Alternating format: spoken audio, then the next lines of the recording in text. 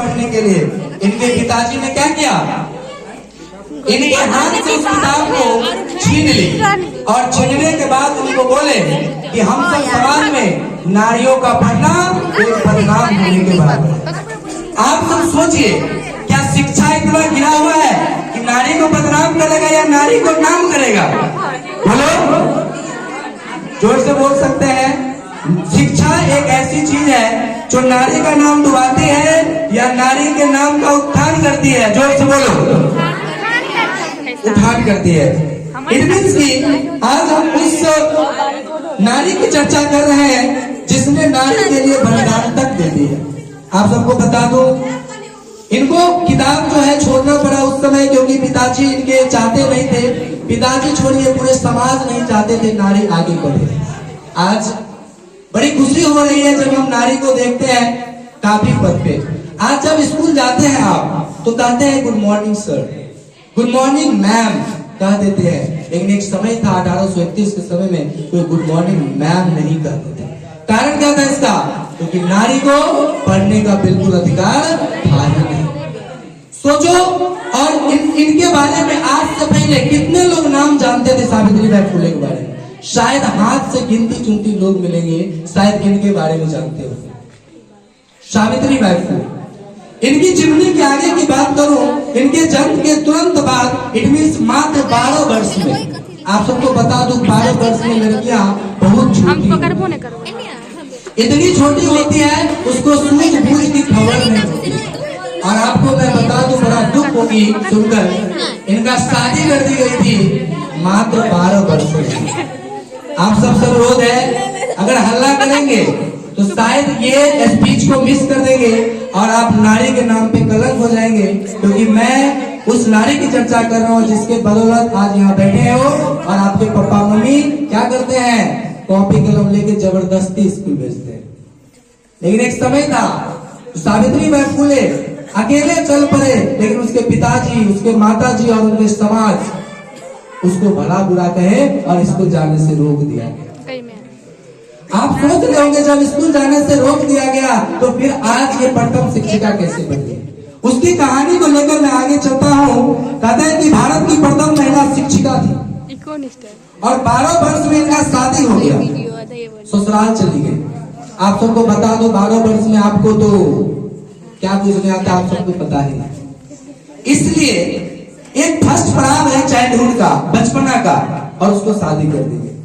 लेकिन सौभाग्यशाली थी कि इनको जो पति मिला बहुत ही अच्छा मिला, जिसने पूरे समाज के बैरियर को तोड़ते हुए अपने पत्नी को पढ़ाए। इट मीन सावित्रीबाई फुले को पढ़ाए।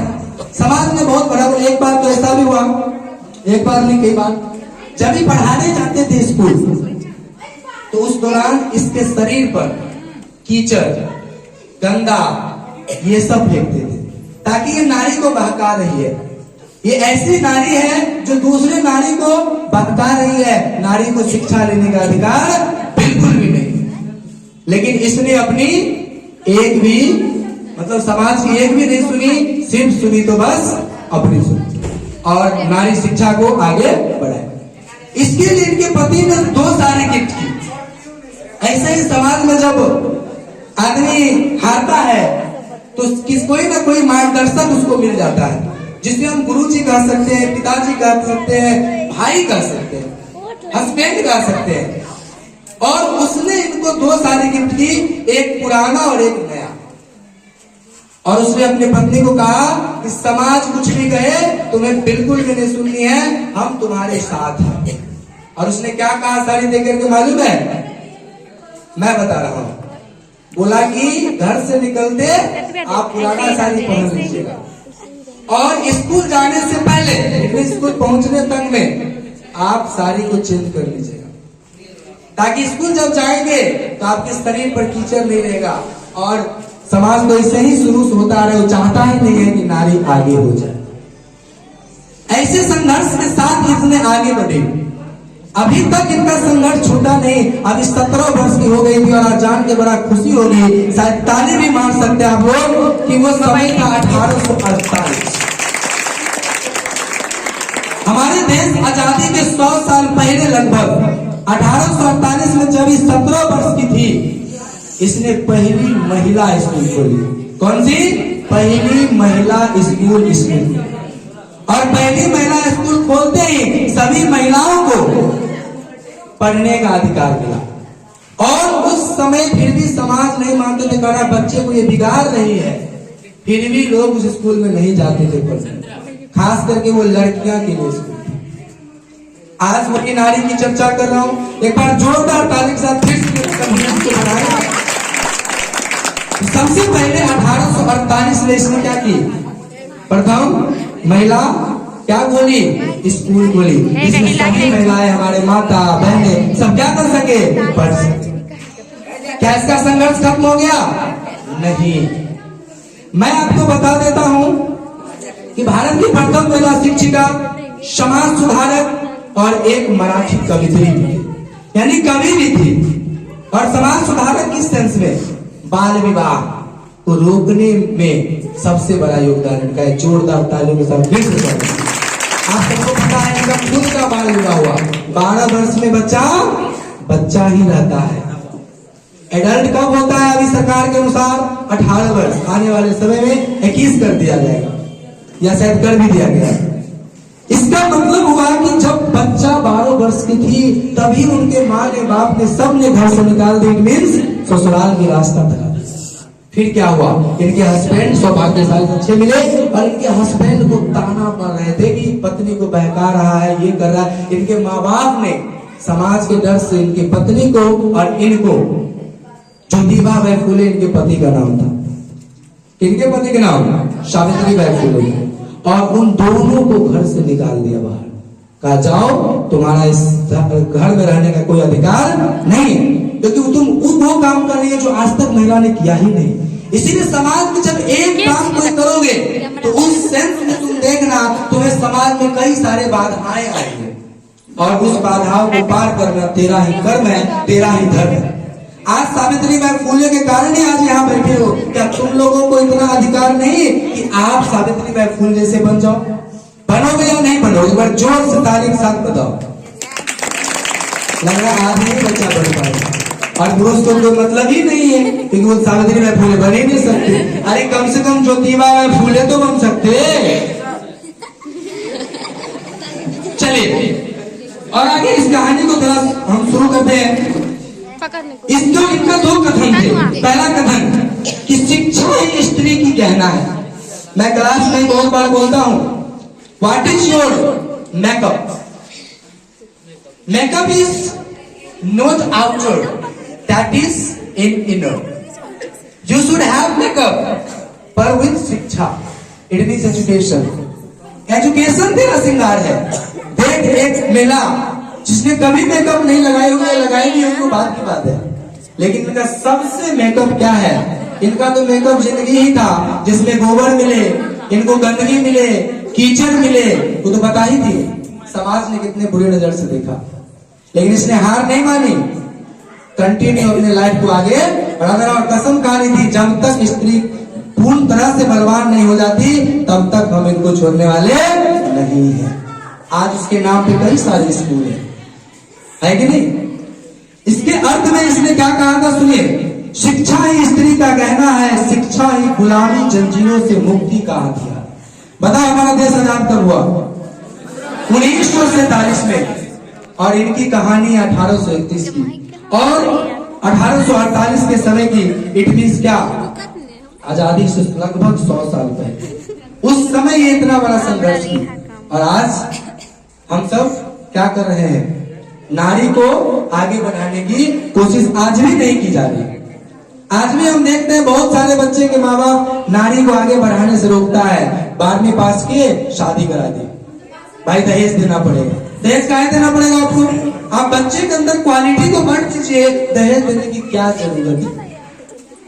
आज सब व्यक्ति बोल रहे हैं हम दहेज के खिलाफ है, लेकिन अंदर से कोई व्यक्ति दहेज के खिलाफ नहीं है। गलती इसमें लड़की वाले का भी है, गलती इसमें लड़का वाले का भी है। लड़की वाले अपनी क्वालिटी को नहीं बढ़ाते, इस लड़की की क्वालिटी को, जिनके कारण उसे दहेज देना पड़ता है। आज अगर आप भी शिक्षिका है, अगर लड़का भी शिक्षिका है, तो वाई क्यों दीजिएगा दहेज? आप क्यों चीज का दहेज दे? हम एक बेटी दे दिए वही काफी है, ये दहेज से कम है क्या?